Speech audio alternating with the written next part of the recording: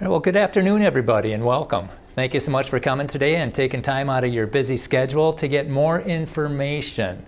It's very commendable. And I'd like to thank the college that allows for this free flow of ideas, and especially the people here who understand that you need to get all the information to make an informed decision. Would there be anybody who would object to that? I think we all want people to be informed, right? And that kind of brings us to Dr. Thomas Chamberlain. He touched on this 100-some years ago, where he warned researchers that they should always have multiple working hypotheses. So then people can sharpen their analytical skills, they can compare and contrast, they can think independently and reduce bias. Because he said if there's just one dominant hypothesis, then people just memorize and conform. I mean, is that what we want? Who wants people to just have one dominant hypothesis? Who thinks that we should eliminate or censor information that undermines the dominant hypotheses? Okay, we've got the freedom to think here. That's good. That's good. And and so I'm here to give you another perspective on how to look at the past. It's called creation. And some people say, well, that's science versus religion. And it's like, no, it's not. It's not science versus religion. It's science based on one view of history that acknowledges God versus science based on another view of history that doesn't acknowledge God. And it's so important that we get our perspectives of the past right. Because if we get it wrong, we're going to have a wrong perception of the present and a wrong focus on the future, and millions, if not billions of people will suffer because of it. And what do we have here? You know what? We live in the present, and we live in a finely tuned universe. Well, how do you explain that? The finely tuned universe with life on Earth, how do you explain that? Well, if you allow for God, you have a creator, no problem. But if you don't allow for God, you can only explain it with blind chance and random collisions of atoms. That's it. And keep in mind that the folding of a protein for life, the chance of that happening is zero, much less a living cell. And that's why there's this thing called a multiverse. They think there's billions, if not trillions, of universes out there, and we just happen to live in the perfect one. You can believe that if you want, but that's not science. And so let's take a look at these two views of history. This is the blind chance history. 11.4 to 13.8 billion years ago, depending on which journal you look at, there was the Big Bang. This is the origin of space, time, and matter. They call it a singularity. And from that Big Bang came hydrogen, helium, and a little bit of lithium. That's right. And these gas clouds collapsed to make population 3 stars. Those are stars that don't have any other elements in them. Yeah, because those elements don't exist. And then those stars explode to make elements, and then those gas clouds collapse and explode to make stars, and those stars make elements, and they explode, and then those collapse to make more stars that explode, and on and on. And then finally, the Earth forms. And the Earth was a hot molten blob, and it rained on the rock for millions of years, and then somehow the first living organism appeared, and from that single living cell comes all the plants and animals and people that have ever lived. Okay, that's the blind chance history. How does that compare with the creation history? Well, creation history is a lot shorter. Let's zoom it out here. 6,000 years ago, roughly, there was God created everything. And 4,400 years ago, there was a worldwide flood. And then roughly 2,024 years ago, there's this thing called BC. Anybody know what BC stands for? Yeah, before Christ. That's right. And I know they're trying to change it to BCE, before Common Era. But whatever you call it, something happened at that time to change our whole timeline, and that's Jesus. Jesus walked the earth. And people try and blend these two timelines. They'll say, well, maybe God used evolution to make the world. And it's like, well, that's not what God said. He said, but from the beginning of the creation, God made them male and female. This is Mark 10:6. The very beginning of the creation were people. And so which timeline is Jesus validating? Is it the blind chance timeline? No, that's at the end of creation. It's the creation timeline. That's the one Jesus validates. So right here we see Jesus was a creationist, and not only that, he was a young earth creationist. Okay, we looked at two histories. Now let's look at two frameworks. This is the blind chance framework. How does that make predictions as far as astronomy?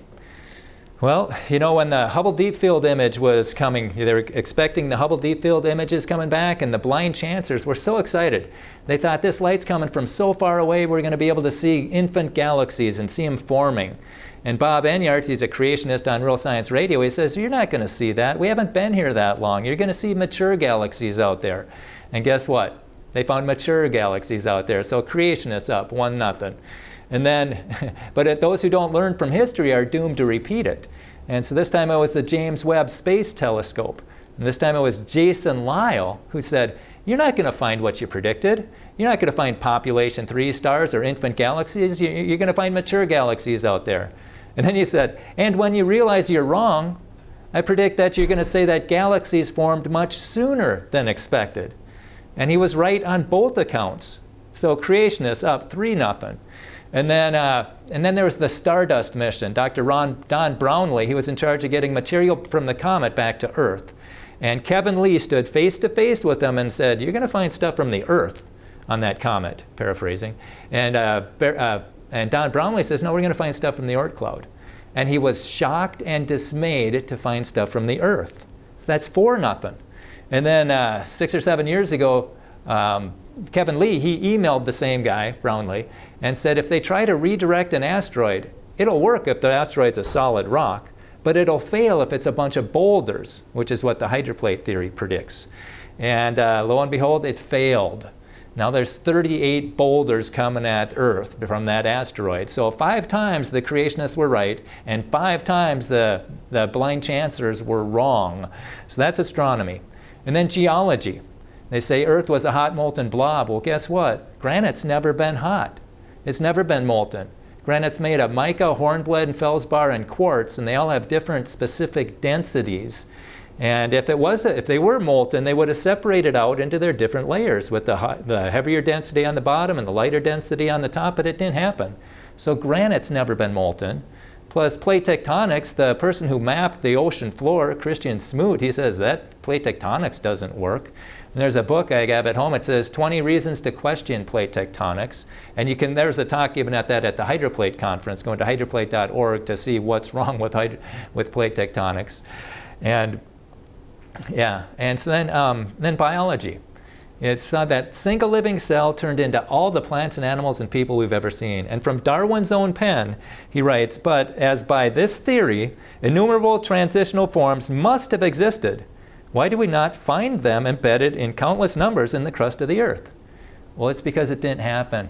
And he said, well, we just don't have enough fossils. Well, now we have enough fossils, and we still don't see what he predicted.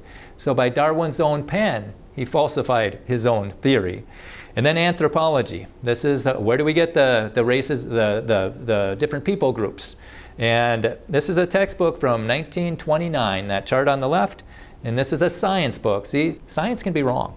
Can we realize that? In 1929, they were teaching kids, see, we started as fish and turned into monkeys, and then we turned into black people and turned into white people.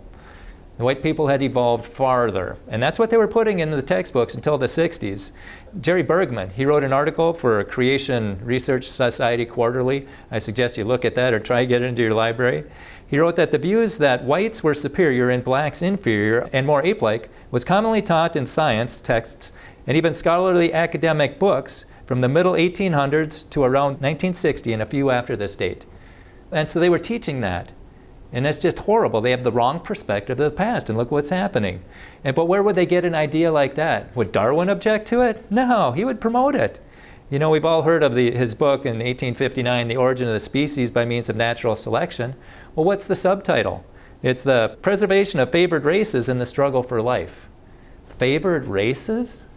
Well, which race did Darwin think was favored? Well, you read his Descent of Man book, and it says at some future period not very distant as measured by centuries, the civilized races of men will almost certainly exterminate and replace the savage races. So Darwin was a racist. He was also a sexist. And anybody that celebrates Darwin Day makes me wonder, are you a racist and sexist? Or maybe you're just ignorant of history. You know, I can't think of another reason to celebrate Darwin besides if you want to push atheism, you know. And because if you want to celebrate a scientist, celebrate Isaac Newton. You know, we're still using his formulas today. course, he's a creationist, and maybe they don't want to undermine the dominant theory. And let's talk about that dominant theory. Do we have dominant theories? Yeah, how about the Big Bang? Has anybody ever been taught something other than the Big Bang to explain the origin of life? And how about evolution? Has anybody ever been taught anything besides evolution to explain how people got here? Yeah, so there are dominant hypotheses here. So let's take a look at the creation framework. Astronomy, you know, in the beginning God created the heaven and the earth, and he made the greater light to rule the day, the lesser light to rule the night, and he made the stars also. So they're all fully formed, no infant galaxies, that's why we don't find them. And geology, there was a worldwide flood. That explains the layers of sedimentary rock, it explains the fossils, and the best flood model out there is the hydroplate theory. Go into hydroplate.org and check that out. And that's the talk we're going to give next month. We're going to show you what a theory that explains 25 major features on Earth, makes accurate predictions, and also answers many unanswered questions in science. Okay, and then biology. You know, everything produces after its kind, after its kind, after their kind, and the seed is in itself. Those are biological statements, terms that are found in the Bible. Yeah, that says it all over. And what we find is everything produces after their kind. So instead of an evolution tree with countless transitional fossils, you have creation orchards. Each kind has a tree. And that's what we find in the fossil record.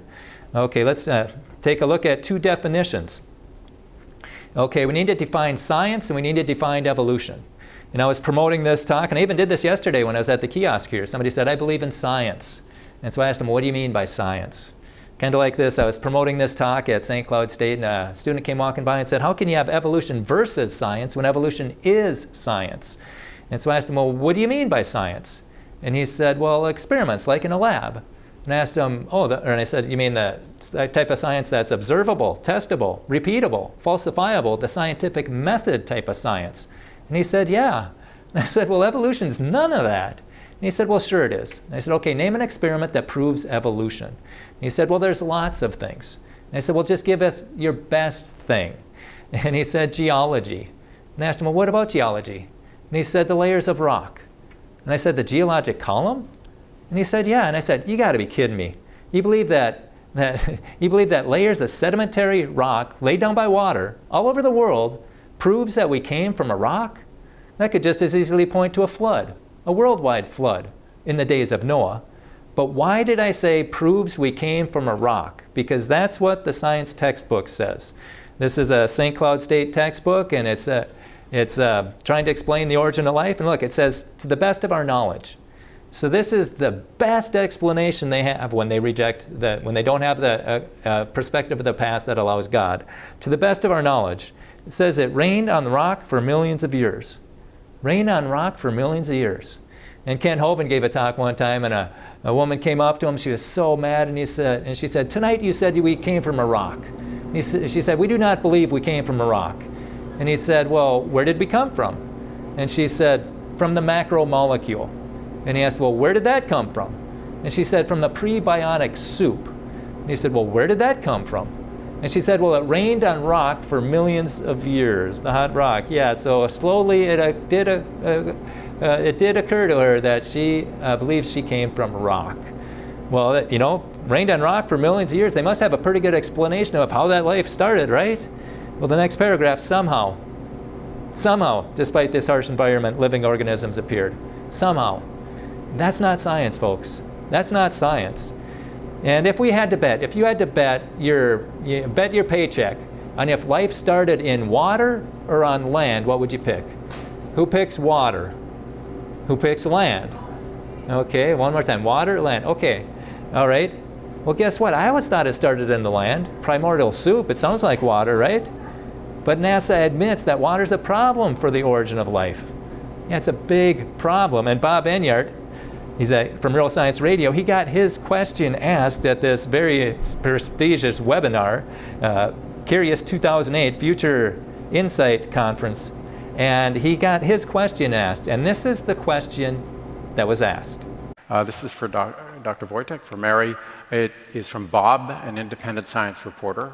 And the question is, rather than an asset, isn't water the enemy of prebiotic molecules? It's the universal solvent, and outside of a living organism, water dissolves life's building blocks like amino acids, sugars like RNA and DNA, various kinds of carbohydrates and other polymers. Shouldn't this chemical challenge be more openly acknowledged in astrobiology? I guess this assumes it's not acknowledged, but what do you say? I think it's acknowledged. Yeah, she thinks it's acknowledged, and then she dodges the question. But Bob Enyart's been reading science journals for decades, and he's never seen anywhere where they say water inhibits life. It's a barrier to life. And then, but the moderator, he brings her back on task. So I guess I don't understand. And so water is a challenge, how these molecules survive. Oh, because of water? Sorry, I guess I didn't get it. Well, I think the question is, it posits that water is a challenge for prebiotic evolution, that because it attacks the various molecules involved. So in some of the prebiotic things, this is something that people think about. Hydration and dehydration reactions are really important in prebiotic chemistry. And so postulating that life could evolve when there is no opportunity for an environmental separation to allow dehydration reactions actually is a problem, and people do address that. And whether it's, you need a continent, which some people, life couldn't evolve until we had land so we could get away from the water. So it is a problem. She admits that water is the problem for the origin of life. So now you have a conundrum. You can't have life without water, but yet you can't start life in water. That's a real conundrum. So I went into Wikipedia and I just made this slide and added dehydrated primordial soup. Yeah, because water's going to break apart those molecules faster than they put them together. But they really want that natural origin of life. And there's $1 million prize on the table. Yeah, if you can, it was for a naturalistic process, the origin of life, $1 million. And nobody could do it. For 13 years, nobody could do it. So they took it off the table. And now they bumped it up to $10 million. What do you have to do to get $10 million? All you have to do is solve the largest mystery in history, how genetic code got inside cells and how cells intentionally self-organize, communicate, and then purposely adapt. Yeah, good luck with that one. Yeah, and then the other term we need to, and then that student at the kiosk, evolution is science, we're talking. And he said, well, what makes the most sense? And I said, exactly, that you were created by God, or that hydrogen and helium turn into people. Yeah, turn into people. And at the very end, he said, you know what, I'm going to think about this. And that's a pivotal point in his life, because for him to think, he's going to have to see both sides of the issue. And up until now, he's just seen one perspective. And if he's intellectually honest, he's going to become a creationist, like Dr. Gary Parker and John Sanford, Spike Pizarris, Dean Kenyon. But what he needs is more information. And that's what tomorrow night is at the public library. We're going to be doing another Creation Science 101 talk, and I'm going to teach you where to fish for really good videos and good creation material. And we're going to end with that. But that's tomorrow night at 7 at the public library.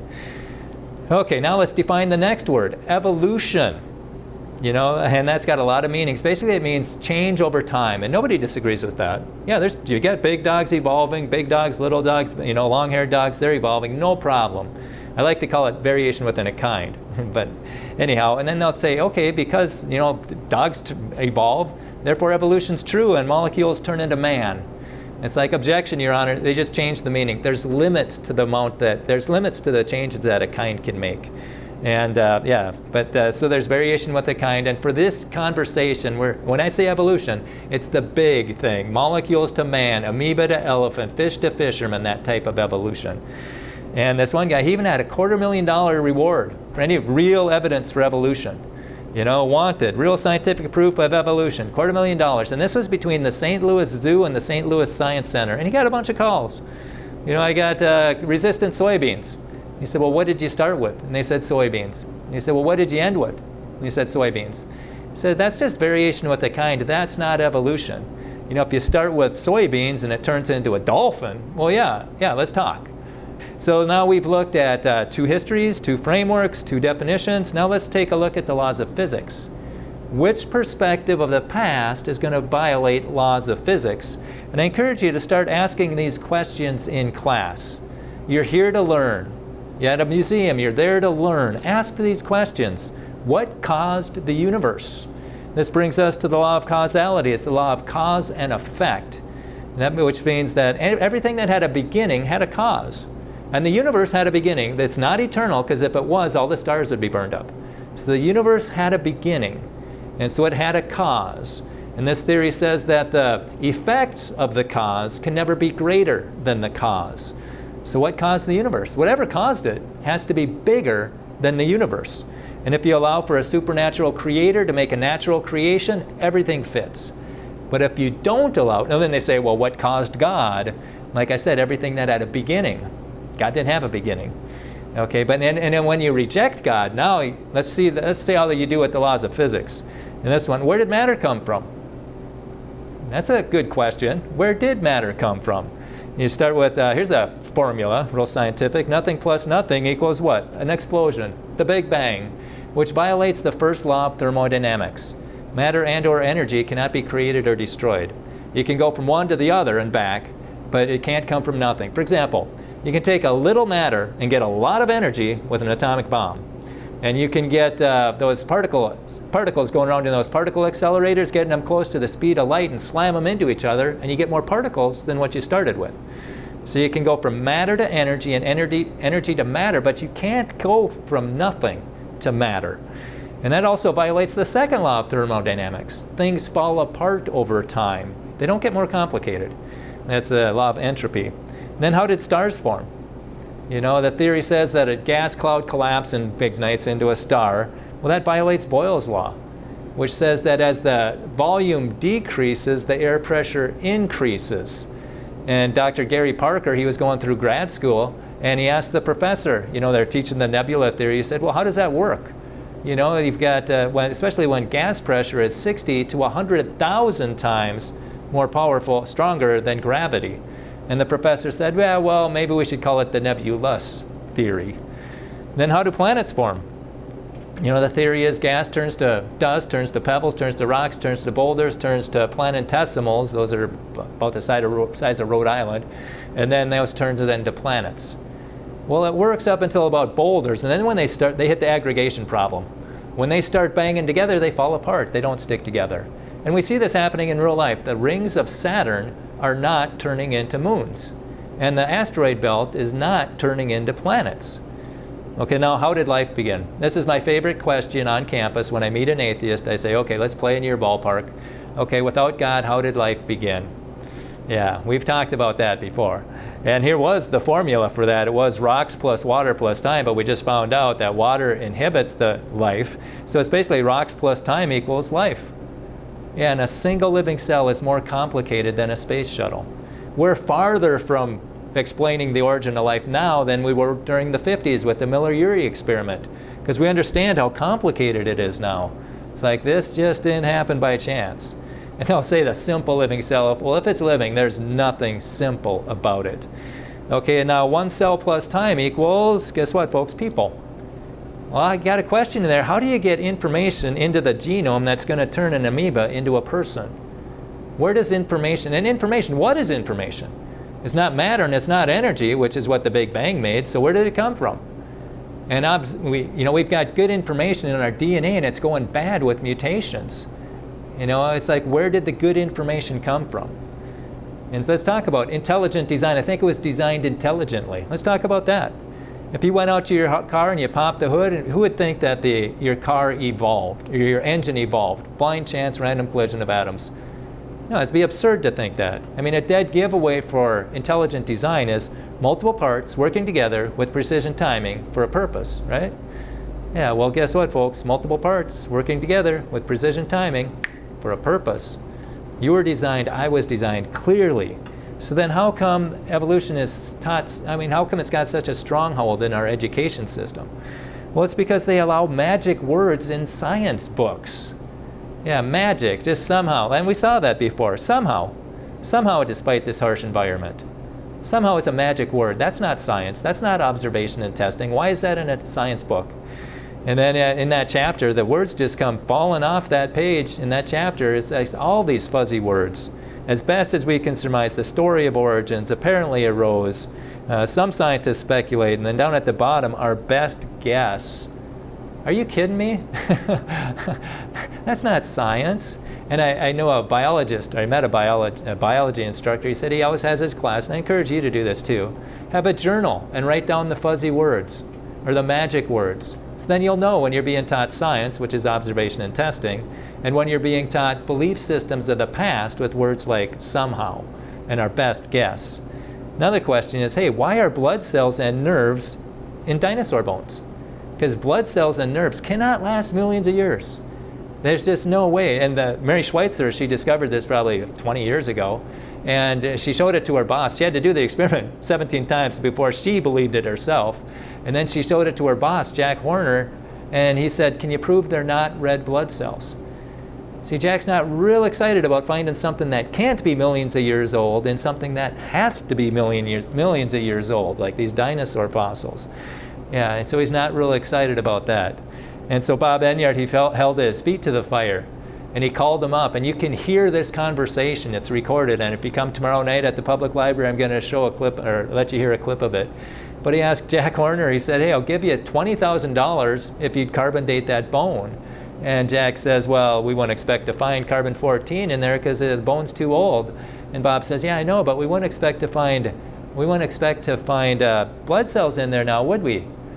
Yeah, but Jack wouldn't do it.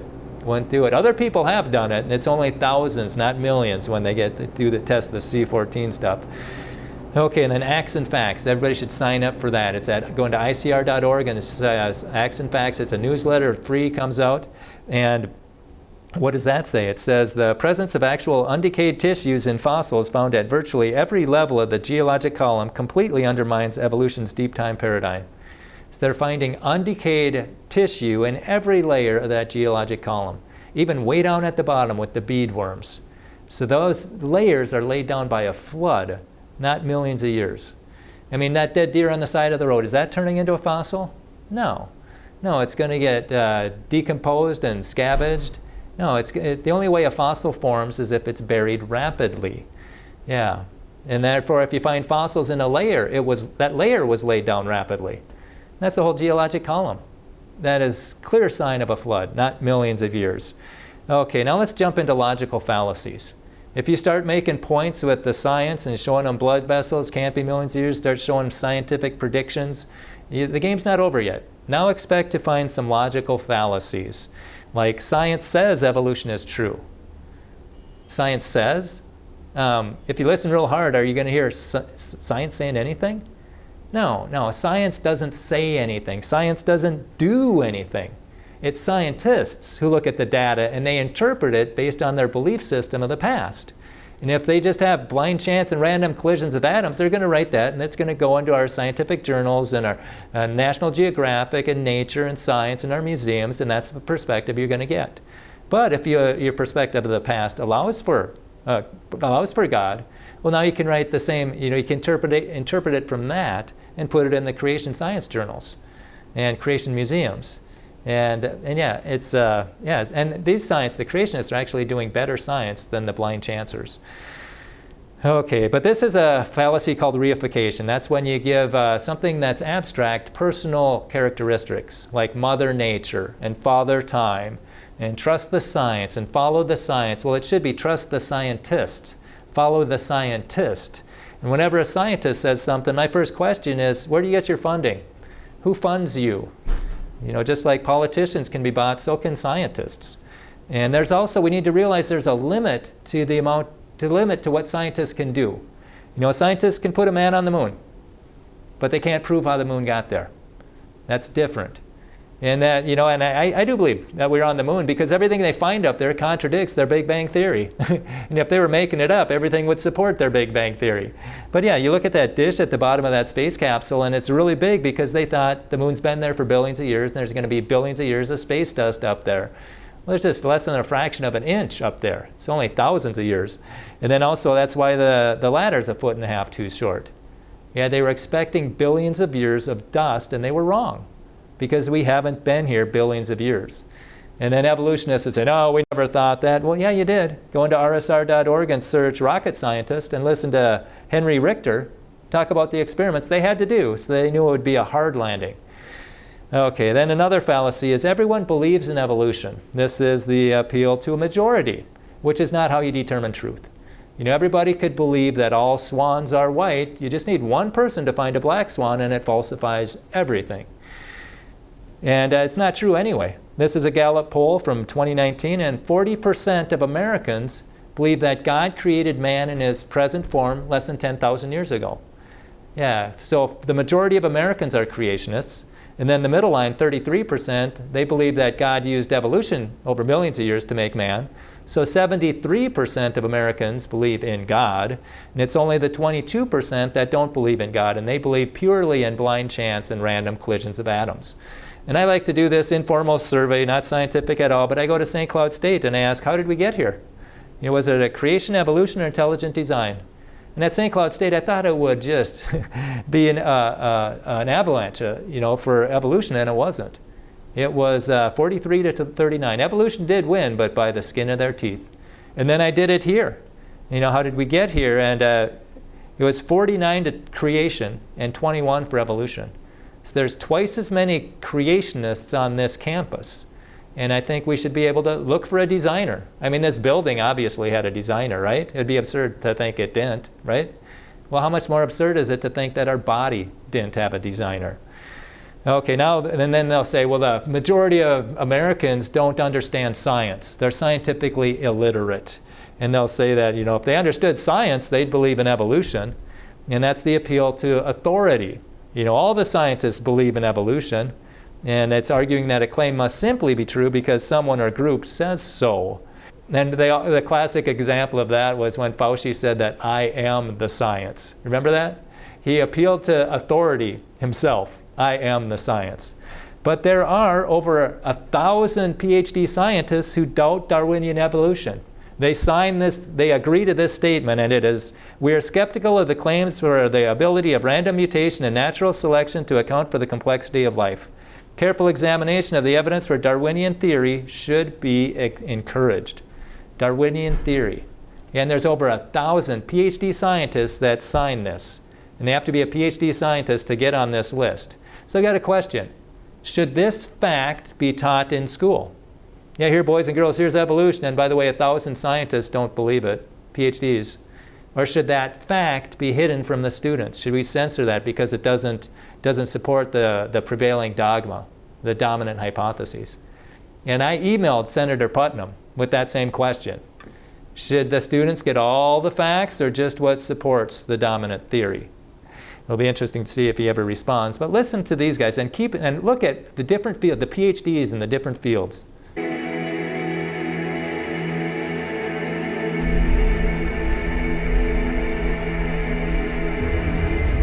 Skeptical. Skeptical. Skeptical. Skeptical. Skeptical of claims for the ability of random mutations and natural selection to account for the complexity. the complexity to account for the complexity of life. Careful examination Of the evidence for Darwinian theory should be encouraged.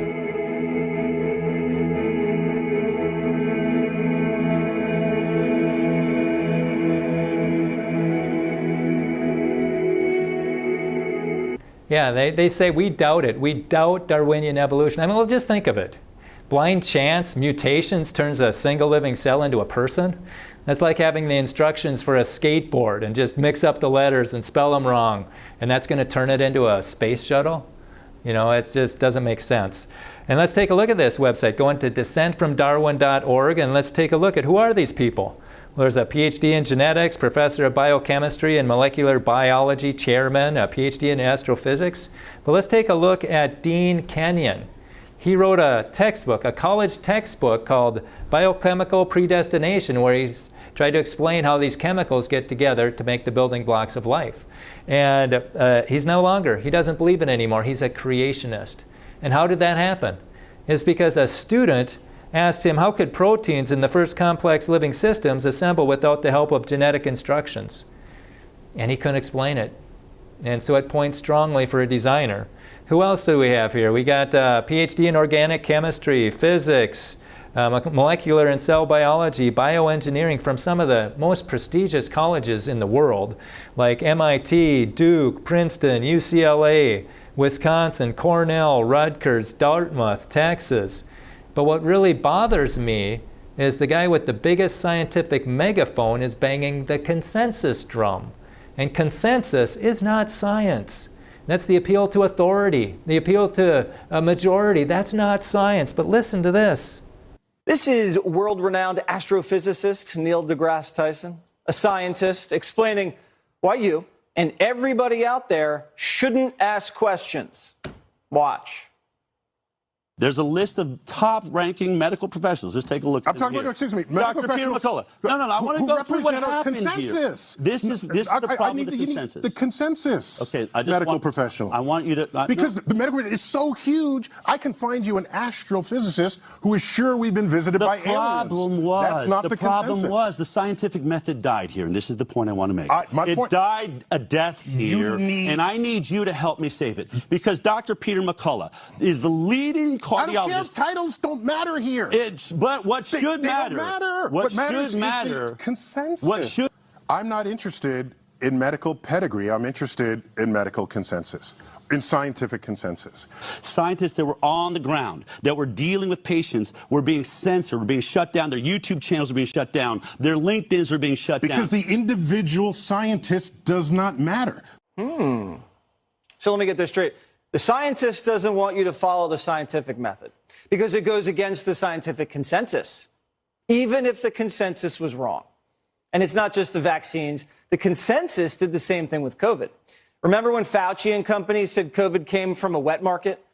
That lab leak theory went against the fake consensus. If you mentioned it, you got censored and smeared as a crazy person. Hey, kook, the coronavirus came from a bat.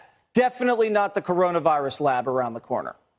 Yeah, even if the consensus was wrong, and it's been wrong a lot lately. But let's go way back let's walk down memory lane here. The consensus was wrong about geocentric universe. When they taught for over 1,000 years that everything orbited around the Earth, and that was wrong. But how come we needed people to stand up to the consensus? People like Copernicus, Galileo, Kepler, and Newton, to throw that geocentric theory on the scrap heap of history where it belongs. But for the sake of time, let's go down to hand washing. You know, the scientific consensus was wrong about washing your hands. Think about that. Washing your hands. You don't eat without washing your hands. They were wrong. And what were they doing without washing? They were doing autopsies. It took Ignaz Semmelweis. He said, hey guys, after we do an autopsy, we should wash our hands before we deliver babies. But that went against the consensus, and he was ridiculed and rejected. And even though his hospital it was less than a 1% death rate, and their hospital hospitals had a 10 to 15% death rate, they still ridiculed and rejected him. And it seems like they would rather watch people die than break with consensus. And I think we saw that a little while ago. Okay, another thing. Oh, and I get invited into class. I go to colleges a lot. And one time the student invited me into class. He goes, I don't know if I can do this, but why don't you show up here at this time? And so I did. And the professor said, hey, I heard you were coming. Come on in. Once the students get here, you got 15 minutes. And so I was done in 10 minutes, and I asked, are there any questions? And the professor asked me, well, what would you do if you ran the science department? And I said, we'd put all the theories on the table and we'd focus on the one that makes accurate predictions. And then I said, plus we would not teach belief systems about the past. You know, where we came from, evolution or creation, that has nothing to do with science. As far as observation and testing, the heart surgeon, he doesn't need to know where the heart came from, but he needs to know his anatomy really well. Yeah. And then a student asked me, well, do you believe in God or science? And I asked him, and I said, well, I believe in both. See, the Bible and science are hand in glove, but the Bible and evolution bang heads because evolution's not science. It's not observation and testing. And then another student said, well, isn't it sad that question's even asked? And I said, yeah, but I understand why. It's because you guys aren't being taught the history of science. You aren't being taught that the people that brought us bacteriology and calculus and chemistry and electromagnetics and electronics were all creationists. people like Lister and Pasteur and Newton and Kepler and Boyle and Faraday and Kelvin. This is the who's who of science. These are the mental giants, the people who brought us whole different fields of science were creationists. And why is that? It's like, well, if you want to study a painter, if you want to know about a painter, study the painting. You want to know about a writer, study the writings. You know, if you want to know about a creator, study the creation. And that's what they were doing, trying to find out more about the creator. And as Matthew Murray, he even developed a whole field of science called oceanography. Yeah, because of the Bible. The Bible said in Psalm 8:8 that there was paths in the sea. And he believed God's word. So he said, you know, if God says there's paths in the sea, I'm going to find them. And guess what? He found the ocean currents. Yeah, he studied the naval charts for decades. He discovered the ocean currents, and it saves the shipping industry billions of dollars. And yet you still have people like this saying evolution is the foundation for science. No, it's not. Evolution is not the foundation for anything, except atheism. Yeah, it's really good at that. But Bill Nye and Ken Ham, they had a debate 10 years ago. Anybody see it? Yeah, we promoted that had a kiosk. We promoted this at St. Cloud State, and we got a room. And the kids just came flooding in to watch it be live streamed. You know, we filled up all the chairs. We got all the chairs from the next classroom and filled them up. And we're starting to get chairs from the lobby. And this person can't even sit in the room. And what you don't see here is that there's 5 people in the front watching the monitor in the back. And Ken Ham gave this, showed this during his opening talk. Hi, my name is Dr. Raymond Damadian. I am a young Earth creation scientist and believe that God created the world in 6 24-hour days, just as recorded in the book of Genesis. By God's grace and the devoted prayers of my godly mother-in-law, I invented the MRI scanner in 1969. The idea that scientists who believe the Earth is 6,000 years old cannot do real science is simply wrong. Simply wrong. That's right, simply wrong. But yet Bill Nye, throughout the rest of the debate, he must have said it 5 or 10 or 15 times. It's like, we have to teach evolution or we're going to fall behind the other countries as far as innovators and inventors. And I wish just once, I know it's hard with the lights and the camera, it's hard to think on your feet, but I wish just once Ken Ham would have asked him, hey Bill, how far did America fall behind the other countries when a creationist invented the MRI? Boom. That's a mic drop moment. What's Bill going to say? We didn't fall behind the other countries when a creationist discovered it. Evolution had nothing to do with it, by the way. We got catapulted ahead of them, just like when creationists invented the airplane. Okay, let's start wrapping this up real quickly. Okay, what have we done? We've looked at 2 histories. One allows for God, and the other one doesn't. It's they 2 histories. One believes in God, and the other one believes in blind chance. And 2 frameworks. And the one that makes accurate predictions is the one that are creationists. And the blind chancers are typically wrong. And then 2 definitions. Science is observation and testing. And evolution, and for this experiment, or for a conversation, is molecules to man evolution. And we looked at the laws of physics. And if you allow for a supernatural creator, you don't break any laws of physics. But if you don't allow for a creator, you break laws of physics all the time. And so you believe in miracles, but you don't have a miracle maker. And then the logical fallacies. Appeal to majority, authority, that type of thing. Just understand that's not how you determine science, the truth. Okay, and then let's wrap this up. Why does this matter? I was a freshman at St. Cloud State, and they're talking about Lucy in class, and I asked the professor, well, what difference does it make?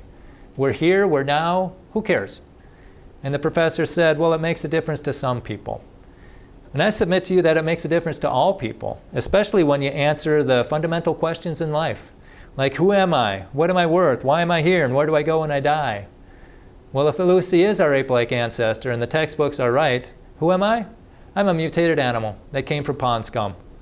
No wonder people have self-esteem issues. Yeah. And then what am I worth?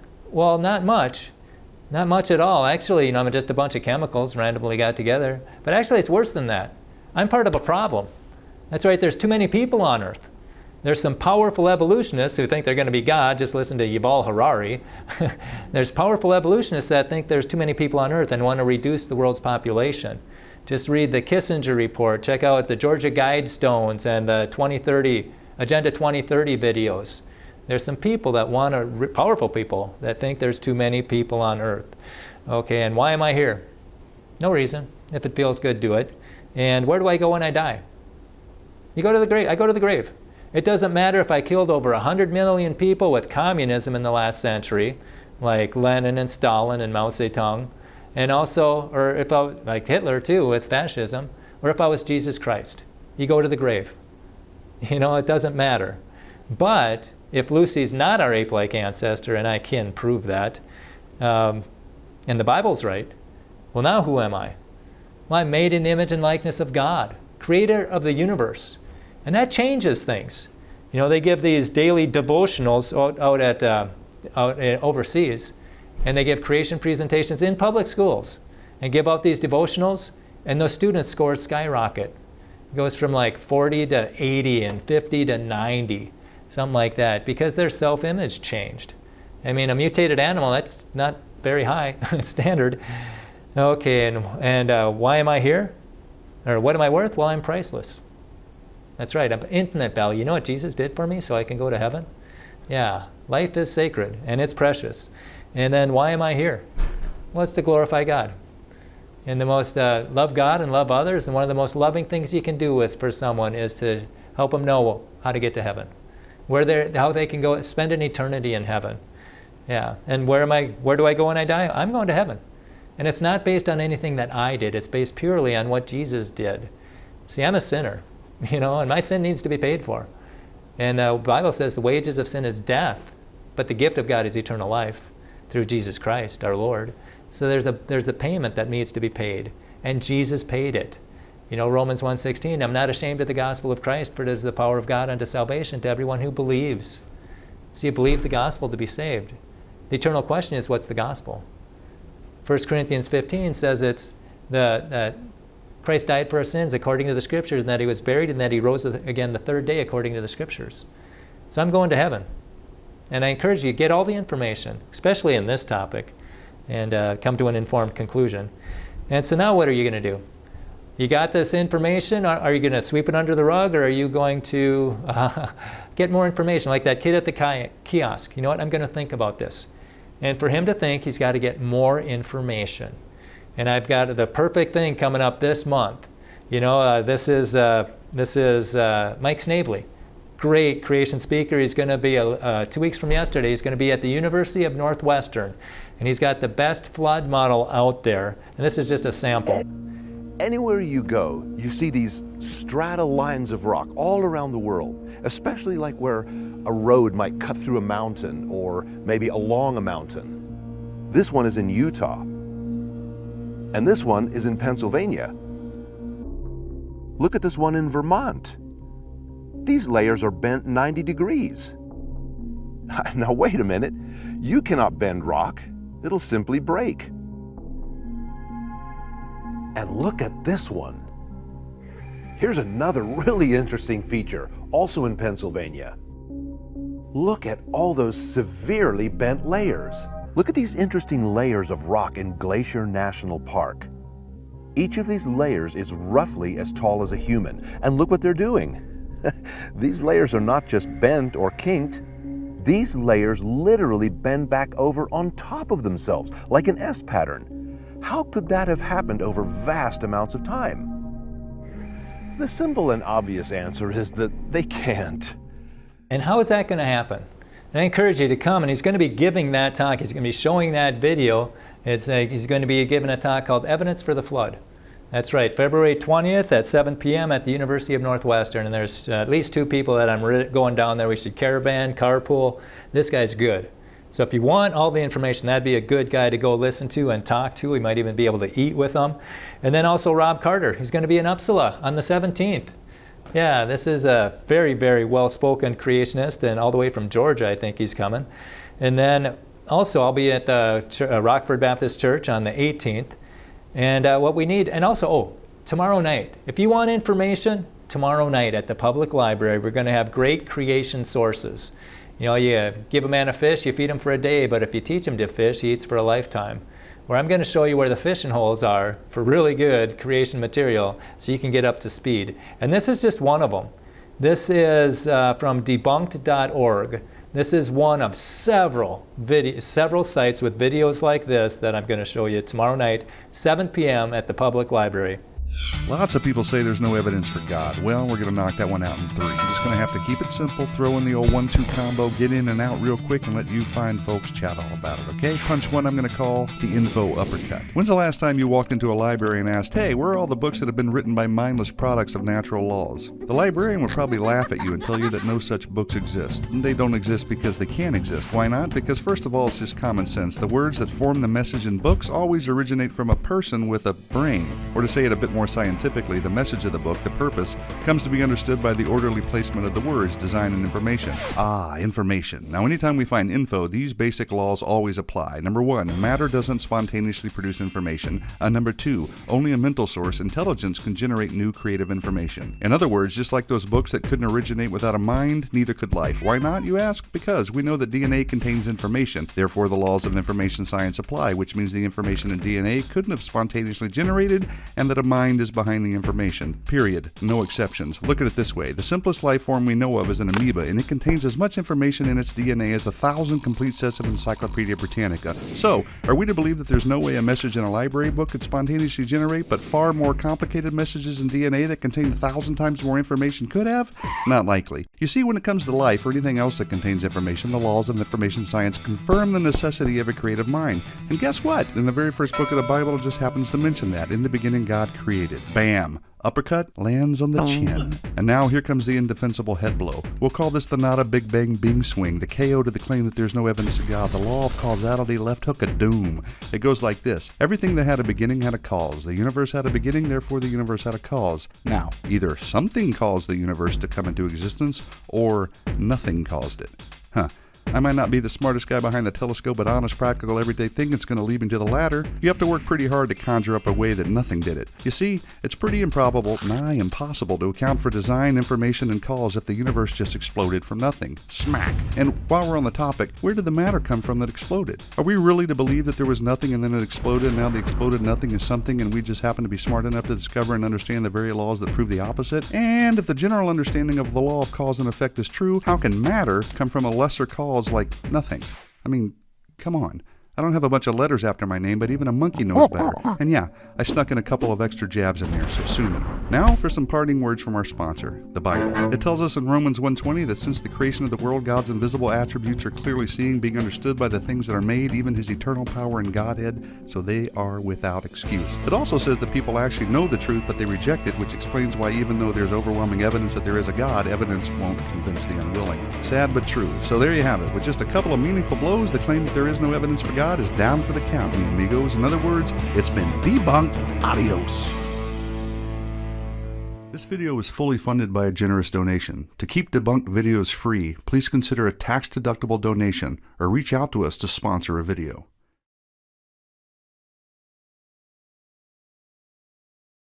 So there you have it, debunked adios. And we're going to be showing a whole bunch more of them tomorrow night at the public library.